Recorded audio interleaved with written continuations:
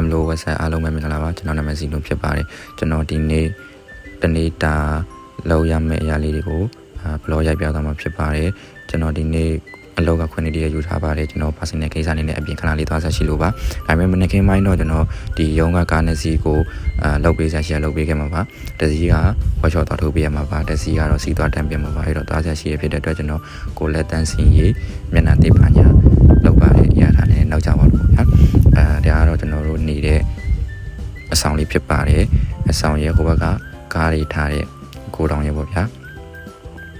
โอเคဒါကတော့ကျွန်တော်တို့ကားလေးတစ်စီးဟီလေးတက်နေလို့ဖန်မော်တာလေးဆရာမမလို့ဒီကားလေးကိုကျွန်တော်ကိုယ်တိုင်ပေါင်းပြီးတော့ဝက်ရှော့သွားထိုးနေပါတယ်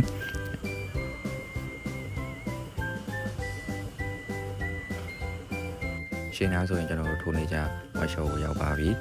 ဒါကတော့ကျွန်တော်တို့ထိုးနေကြဝက်ရှော့ပါဝက်ရှော့တော့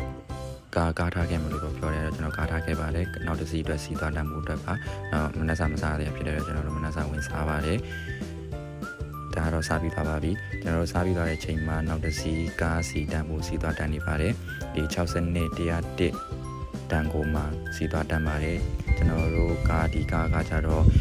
ရန်ကုန်မန္တလေးနေပြီးတော့လမ်းဟောင်းမှာပစ္စည်းပို့ချလုပ်တဲ့ကားဖြစ်တဲ့အတွက်ဒီနေ့နားရည်လေးဖြစ်လို့ကားနားရည်လေးဖြစ်လို့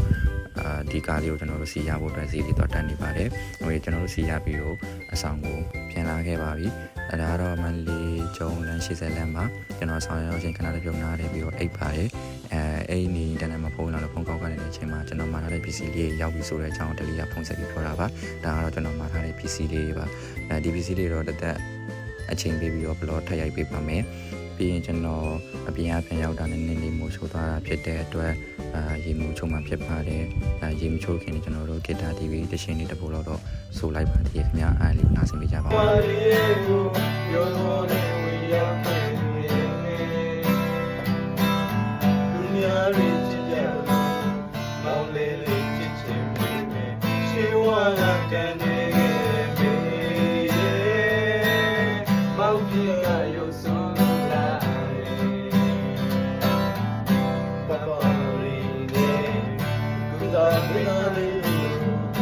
They